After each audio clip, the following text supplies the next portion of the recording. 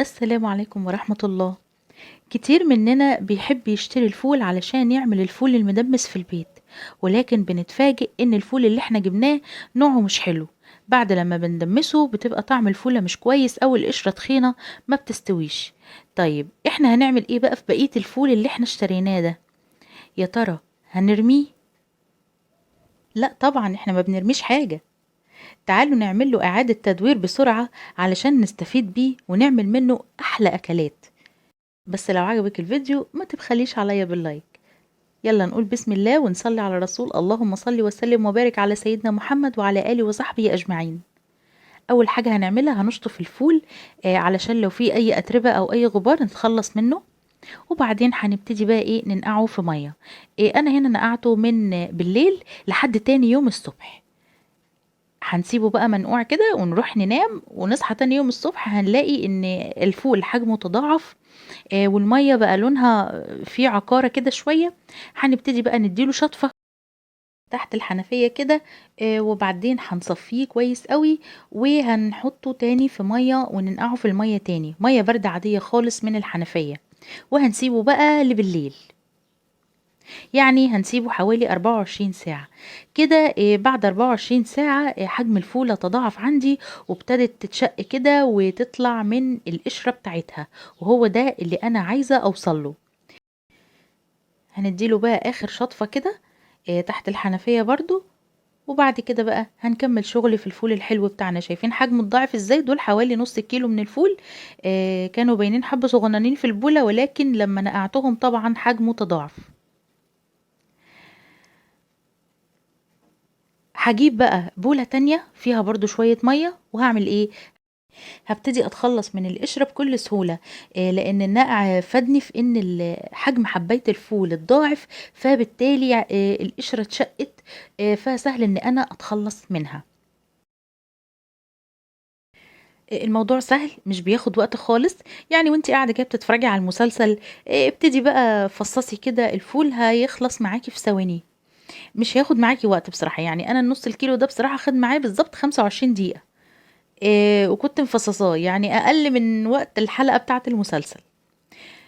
طبعا هنا النقع بتاع الفول ده فادني في حاجتين. اولا ان انا هتخلص من القشرة، ثانيا ان انا هتخلص من الفيتك اسيد او حمض الفيتك اللي بيبقى موجود في البقوليات، واللي لما بيدخل معدتنا مع الاكل بيمسك اي فيتامينات تانية وبيدمرها. علشان كده بيستحسن ان احنا ننقع اي بقوليات، تمام، علشان نتخلص من الفيتك اسيد او حمض الفيتك. كده بقى عندنا ايه؟ بقى عندنا فول مدشوش. فول مدشوش منقوع جاهز على اننا نعمل منه ايه؟ نعمل منه بصارة، نعمل منه فلافل، نعمل منه احلى حاجه. بدل ما نرميه او نركنه كده لحد لما يسوس منك في دولاب المطبخ وترميه، تعالوا بقى نعمل بيه احلى فلافل ونجربه ونشوف هيبقى ايه النتيجه، هتطلع منه كويسه ولا لا. هنا انا استخدمت الخلاط علشان اعمل الفلافل بتاعتي. كل اللي انا محتاجاه علشان اعمل الفلافل هحط شويه من الفول المدشوش المنقوع، هنزل بنص كوباية من المية، وهنزل بنص كمية الكرات اللي عندي. دول حزمتين كرات، هاخد نص الكمية. وهبتدي اقطعهم بالسكينة كده رفيع علشان انا هستخدم الخلاط. انا بصراحة يا جماعة على طول بستخدم الكبة، لكن المرة دي قلت هجربها في الخلاط. حطيت بقى كام فص توم، وهحط نص البصلاية. انا حاطة بصلاية واحدة على النص كيلو فول. تعالوا بقى نجرب الخلاط، لان بصراحة يعني انا شفت ناس عملاها في الخلاط كتير، ولكن يعني ما كنتش مصدقة النتيجة هتطلع صح ولا لا. ولكن انا في حاجة هنا قابلتني مهمة جدا جدا لازم اقولك عليها. مش عشان هتعملي حبة فلافل تبوظي الخلاط بتاعك. يعني الخلاط بتاعك لو 1000 واط او اعلى من 1000 واط ممكن تشتغلي فيه الفلافل بتاعتك. لكن لو الخلاط بتاعك اقل من 1000 واط، بلاش تشتغلي الفلافل بتاعتك في الخلاط. ليه؟ لان الفلافل تقيلة، تقيلة على الخلاط وتقيلة على الموتور بتاع الخلاط، تمام. ولازم هتحطي كمية مية كبيرة جدا علشان الخلاط يعرف يدور. يعني انا هنا كنت بزود مية بحرص برضو، لان انا المية دي كلها هتخلص منها بعد كده. فلازم إن أنا أحط مَيّة بحرص علشان النكهات كلّها اللي في الفلافل هتنزل في المَيّة دي وهاتخلّص منها، فليه أنا أعملها في الخلاط لمّا ممكن أعملها في الكبة؟ حتى لو أنتِ واخدة بالِك الخلاط بيدور ببطء شديد، شايفين أنا مشغّلاه على أعلى سرعة وشايفين بيدور إزاي؟ ببطء شديد، شديد جدًا، وده كل ده تُقل وحِمل على الموتور بتاع الخلاط، ولكن النتيجة مرضية في الآخر، يعني هيطحن الفول وهيطحن الكُرّات والبصل والتوم، وهتبقى النتيجة مرضية في الآخر، ولكن حذاري علشان الخلاط بتاعِك ما يجرالهوش حاجة، والأجهزة دلوقتي بقى سعرها غالي، وحتى التصليح بيكلّفنا كتير، فعلشان كده خدي بالِك لمّا تيجي تعملي الفلافل في الخلاط يا إمّا تزوّدي مَيّة كتير أكتر من كوباية مَيّة أو يعني تعمليها في الكَبّة تمام. أنا هنا نزّلت بقى كوباية إلّا ربع من المَيّة دي اللي أنا حطيتهم وهابتدي أستخدمهم تاني. لمّا نيجي بقى نحط الجزء التاني من الفلافل بتاعتنا، ولكن أنا قُلت بقى إيه، طَب أجرّب أنزل المرّة دي بالخضار الأول، يعني هانزل بالبصل وهانزل ببقية التوم اللي عندي الكام فَص كده، هُم حوالي 10 فصوص توم، خدت 5 في اللفة الأولانية و5 في اللفة التانية، وهننزل بقى حزمة الكُرّات الباقية وهنبتدي نخرّطها، وآخر حاجة هاحطها بقى هي كوباية إلّا ربع المَيّة اللي خرجت من الدور الأولاني لمّا جيت عملت الفول الأولاني، وهانزل بقى بعد كده بكمية الفول اللي باقية. وهنبتدي نجرّب، لعل وعسى برضه يكون ترتيب الحاجات جوّه الخلاط يعني يعمل معانا أي شغل أو أي حاجة يعني يخلّينا نتغلّب على مشكلة تُقل الفلافل على الخلاط، ولكن زي ما أنتم شايفين أنا باضغط ضغط متقطع برضه علشان يقلّبها، لإن لمّا كنت باضغط ضغط مستمر ما كانتش بت ب ب بيدور خالص، يعني يدور شوية ويُقف، يدور شوية شايفين؟ حتى هنا بُصّوا بيدور ببطء إزاي، يعني بطيء جدًا، جدًا، آمم، رغم إن الخلاط بتاعي أعلى من 1000 واط، فيُستحسن إنِّك تعمليها في الكبة، ما تغامريش وتعمليها في الخلاط تاني. أنا ابتديت برضه أزوّد مَيّة تاني علشان أوصل للمرحلة إن الخلاط بتاعي يلِف كويس، شايفين حتى فقاعات الهوا اللي طالعة إزاي؟ أنا ما أعرفش بصراحة الناس اللي بتعمل فيديوهات دي ويقولوا اعمليه في الخلاط وجميل وواو، يعني بصراحة ما عندهمش ضمير خالص. يعني أنتِ جايبة خلاط ممكن يتحرق منِّك، ممكن تجيبي واحد تاني، لكن اللي هتصدّقِك وتعمل في الخلاط مرّة و2 و3 وممكن كمان يكون الخلاط بتاعها الwatt بتاعها قليل 400 واط أو حاجة، فمش هيطحن معاها الفلافل كويس، إلا إذا مَلِت البلندر بتاع أو شفشق الخلاط مَلِته مَيّة.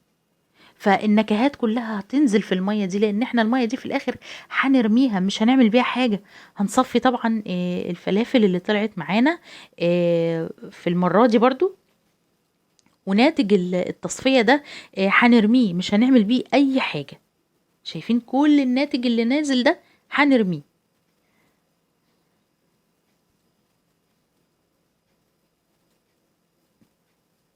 فهي دي بس الحاجة اللي أنا عايزة أقولها لكم، بس لو أنتِ طبعًا متعودة تعمليها وليكِ تكنيك معيّن بتشتغلي بيه في الخلاط دايمًا، اشتغلي بيه ما فيش أي مشكلة.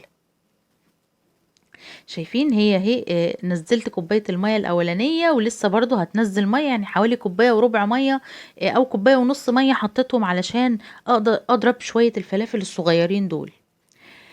طبعًا النتيجة هتطلع حلوة في الآخر وكل حاجة، بس هو ده اللي كان هاممني إني أوصّله لِك، إنِّك تخلّي بالِك على أجهزتِك وأنتِ بتستخدمي الحاجة بتاعتِك. التركة بقى اللي ممكن تعمليها ودي سهلة جدًا إنِّك تعمليها لو عندِك مضرب بيض، تقدري هتقدري بقى إيه، إنِّك تضربي العجينة بتاعتِك بمضرب البيض دي علشان تدّيها هشاشة كده وتخلّيها عاملة زي الفوم كده، وتبقى إيه، هشة كده لمّا تيجي تتقلي، زي اللي بتجيبيها من برّه بالضبط، تمام؟ هتضربي كده لمدة 5 دقايق لحد لمّا تبقى بالشكل ده قدّامِك.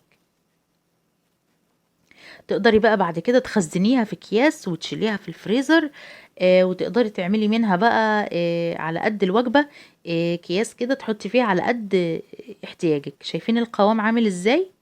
هنبتدي بقى نحط الكزبرة الناشفة، دي كزبرة ناشفة حصى أنا محمّصاها كده في الطاسة، علشان الريحة بقى والنكهة تطلع. وهنحط ملح برضو ونملحها، ومش هنحط حاجة تاني علشان احنا هنشيلها في الفريزر. ولكن بعد لما تشيلها في الفريزر وتطلعيها علشان تعمليها، تبتدي تحطي بقية النكهات التانية. شايفين القوام عامل ازاي؟ طيب هنبتدي بقى نعبي، ناخد حبة الاول هنعملهم دلوقتي معاكم، وبعدين هنعبي بقى على قد احتياجاتنا في الكيس. لما تيجي بقى تفكيها من التلاجة تعملي ايه؟ اما تيجي تفكي الفلافل من التلاجة او من التجميد من الفريزر، هتبتدي تنزليها تحت. مثلا من بالليل انت عامله حسابك مثلا ان انتوا بكره هتفطروا فلافل، فتنزلي الكيس الفلافل من بالليل من الفريزر للتلاجة، يبات في التلاجة علشان تصحي الصبح تلاقيه فاكك وكويس. تمام. ما بلاش حكايه ان انت تطلعيه من الفريزر تحطيه في ميه، لان ممكن الكيس يكون مخروم، فبالتالي هيدخلك ميه على الفلافل، فبالتالي هتبوظ منك الفلافل، مش هتعرفي تستخدميها خالص. هنا بقى تعالوا نبهر بقى بقيه الحاجات اللي هنقليها. الشوية اللي هنقليهم دول هنحط عليهم معلقة كزبرة مطحونة، ومعلقة من البابريكا، ورشة من البيكنج صودا او الكربوناتو. والكربوناتو دي هي اللي هترفع معاكي الفلافل لما تيجي تتقلي كده وتخليها هشة وجميلة. ولكن ما تكتريش. بصوا انا حاطة حبة على طرف المعلقة، شايفين؟ يا رب تكون باينة، بس هي على طرف المعلقة. شايفين لما نزلوا في الطبق؟ بصوا هما قد ايه اهو. ما تكتريش، وابدأي بقى اضربيها بالشوكة. تمام. حتى لو بعد لما تشيليها في الفريزر وتطلعيها وتحطي عليها الكربوناتو والبابريكا والكزبرة الناعمة، ابدأي اضربيها بالشوكة علشان تبقى هشة معاكي. في زيت بقى سخن على النار، ما تخليش الزيت يسخن قوي قوي لدرجة انه يطلع دخان. هتحطي الفلافل وتكوريها بايديكي كده من غير ما تضغطي عليها، احنا مجرد ان احنا بنساوي الاطراف. وهتهدي النار شوية لحد لما تخلصي طبعا اول دور، وبعد كده تبتدي تعلي النار لما تيجي تقلبيها. دول شوية سمسم عشان انا هعمل دور سادة ودور بالسمسم. شايفين لما تيجي بتتقلي ما فكتش منك في الزيت، مظبوطه جدا جدا جدا، مش شاربه زيت كمان، مقرمشه من بره وطريه من جوه، جميله جدا جدا. يبقى احنا كده استفدنا من الفول اللي كان مش نافع في التدميس وكان مركون في دولاب المطبخ، عملنا منه احلى فلافل. طعمه حلو جدا جدا. ان شاء الله كمان هنعمل البصارة من نفس الفول. لو وصلتي معايا لحد هنا وعجبك الفيديو، ما تبخليش عليا باللايك، قوليلي ايه رأيك في الفيديو، وشرفيني بالاشتراك في القناة علشان يوصلك كل جديد. شكرا للمشاهدة.